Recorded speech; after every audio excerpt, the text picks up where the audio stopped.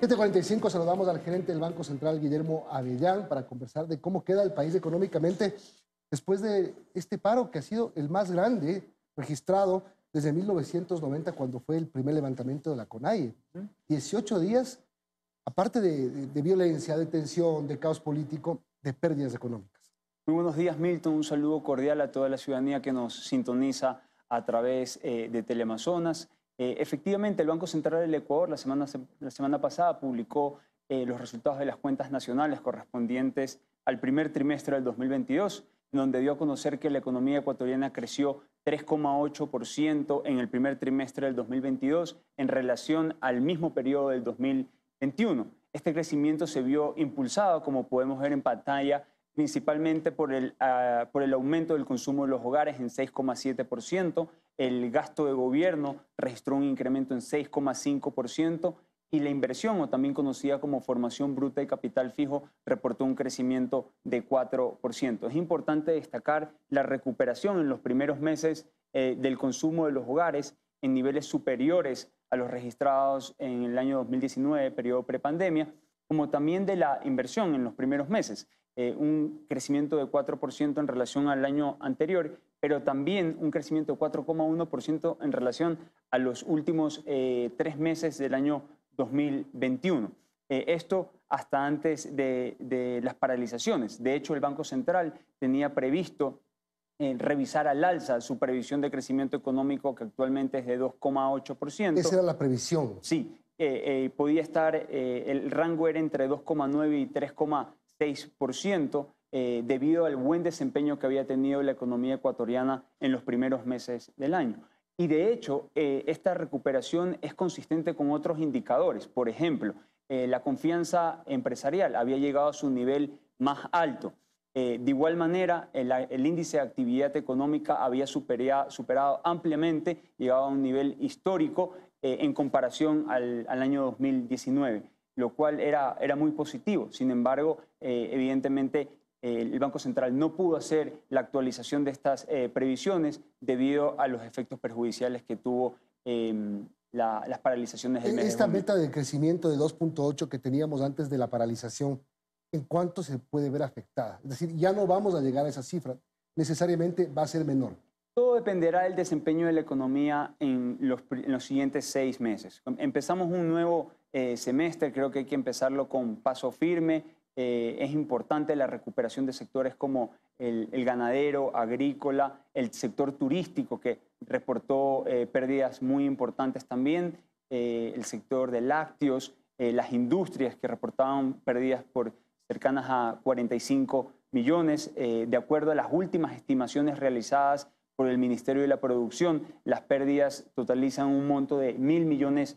775 millones corresponden al sector privado y 225 millones corresponden a pérdidas en el sector estatal, específicamente por el sector petrolero. Por ejemplo, en el tema de las exportaciones, que es uno de los sectores más afectados en el lado privado, que ya estaba afectada por la pandemia, por la guerra de Ucrania y Rusia, ahora por el paro. ¿Cómo levantar? Ya tuvieron una contracción del 0,4% el año pasado, este año, enero y marzo del 2022, más contracción 0,4 que el año pasado.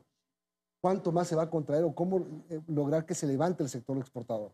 Sin duda, el problema geopolítico entre Rusia y Ucrania afectan a ciertas exportaciones. Ajá. Tenemos ahí el sector bananero, que es el principal afectado, también el sector florícola, pero hay otros sectores que, a pesar del contexto internacional, podemos ver que el sector acuícola ha crecido de manera muy importante. La pesca de Camarón tuvo camarón, un récord importantísimo. Importantísimo. Productos mineros también, hasta el cuarto mes de este año tenían un desempeño muy positivo. De hecho, entre los sectores, las industrias que mayor crecimiento reportan está efectivamente acuicultura y pesca de camarón, con un crecimiento de 28,5%. Alojamiento y servicios de comida reporta un crecimiento de 8,6%. Por ejemplo, en ese sector, alojamiento y servicios de comida, sobre todo el alojamiento, ¿se siente la cancelación, por ejemplo, para verano? Ya se quedaron cancelados, ya sufrieron el impacto del paro los hoteles, que todavía lo siguen sufriendo. El sector turístico, el más afectado en la pandemia, estábamos en una ventana de salida entre pandemia y recuperación y viene el paro. De acuerdo, son, como mencionaba, son cerca de 1.000 millones de dólares que se registran en pérdidas, 775 millones corresponden al sector privado. Dentro del sector privado, el sector turístico es uno de los más afectados junto al sector ganadero y agrícola. 70 millones se registran en pérdidas para el sector turístico, cerca de 90 millones para el sector avícola ganadero. Por lo tanto, estos sectores están llamados a recuperarse. Tengo entendido que el ministro de la Producción y el ministro de Turismo están manteniendo contacto permanente con el sector privado para buscar soluciones, alivios a estas pérdidas que se han registrado. Bueno, ¿cómo va a afectar esto en las cifras finales del año? ¿Cómo el país se puede recuperar de esto? Sí, a ver, es importante hacer, digamos, un sano equilibrio, un análisis entre las ventas locales y las ventas externas. Hay ventas no realizadas en este periodo, las cuales, digamos, deberían recuperarse en los próximos meses de manera importante. Tenemos comercio, tenemos el sector turístico, tenemos el sector avícola. Avícola, por ejemplo. Avícola. Una crisis nunca antes vista en el sector avícola. Sí, de acuerdo. En total, ganadero avícola suma 90 millones de dólares. Justamente uno de los planes más importantes que tiene el gobierno nacional es el plan de ruralidad. Ha comenzado ya con el crédito al 1% hasta 30 años plazo y es una política muy importante de poder llegar con crédito en muy buenas condiciones para los productores agrícolas. Ahí tengo algunas preguntas. Por ejemplo, en el sector del comercio, la escasez, la especulación, todo lo que pasó durante estos 18 días, ¿van a empujar a los índices inflacionarios? ¿La inflación se va a ver afectada hacia arriba? ¿Y cómo normalizar el tema de precios? Sí, de acuerdo. A ver, en el mes de junio va a tener un efecto al alza los precios productos justamente de la especulación y escasez. Debería aumentar de manera importante este indicador. De hecho, vamos a tener próximamente el INEC debería publicar las cifras de inflación, pero es importante mencionar que hasta mayo se tenía una inflación interanual de 3,38%.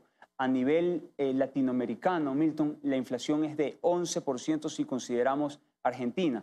Si excluimos Argentina... Con las distancias de las monedas, ¿no? De acuerdo. Si excluimos Argentina, tenemos el caso de una inflación cercana al 7%, es decir, prácticamente el doble que la ecuatoriana.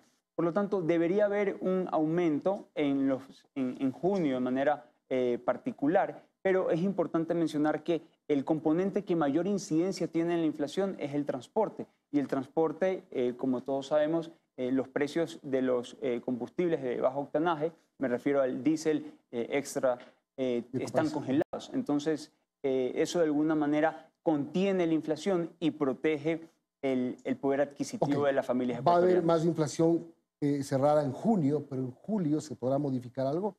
¿Podrá volver a la normalidad? De acuerdo, debería regularizarse y la expectativa es que la inflación pudiera terminar entre 3,5 y 4% al final del año. El tema de los combustibles, la reducción de 15 centavos en los combustibles, ¿cómo va a afectar en varias cosas? Primero, acuerdos con los multilaterales, Fondo Monetario Internacional, sabemos que es muy rígido en sus proyecciones y en sus metas y en los cumplimientos.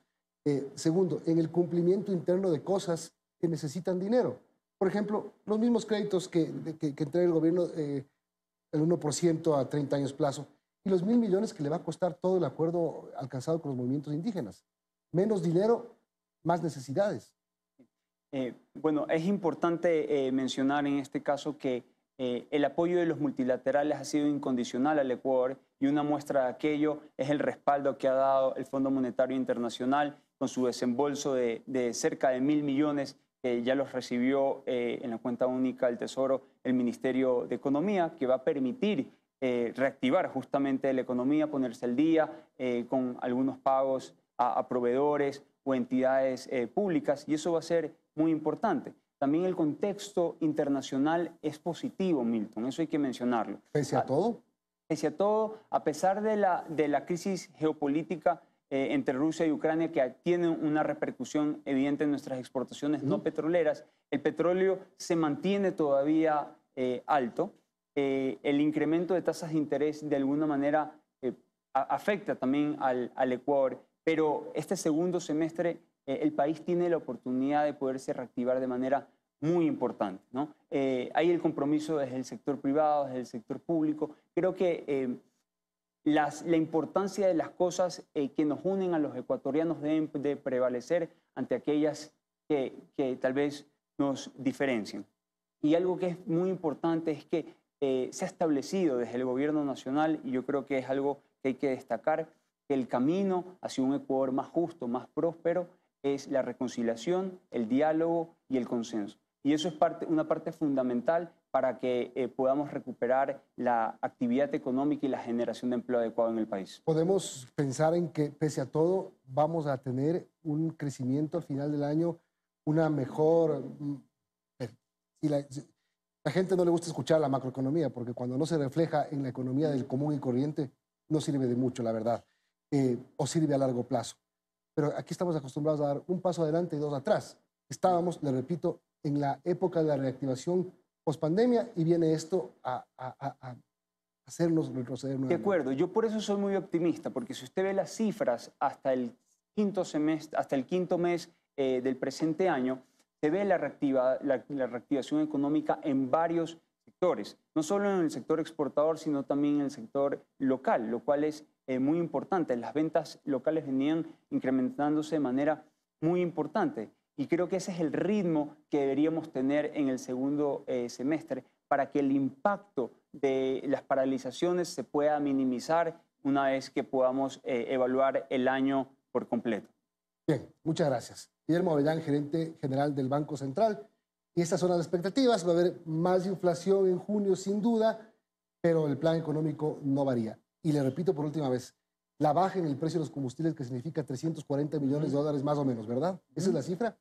Sí, cerca, en total el país va a tener por sus subsidios de combustibles un monto superior a 3.000 millones. O sea, más que salud, igual que educación. Increíble. Es parte de las negociaciones y es parte de poder escuchar aquellos sectores del país. Y es parte de poder sobrevivir, además, políticamente hablando. Gracias. 7:57, tenemos que terminar el programa, ya vienen los noticieros de la comunidad.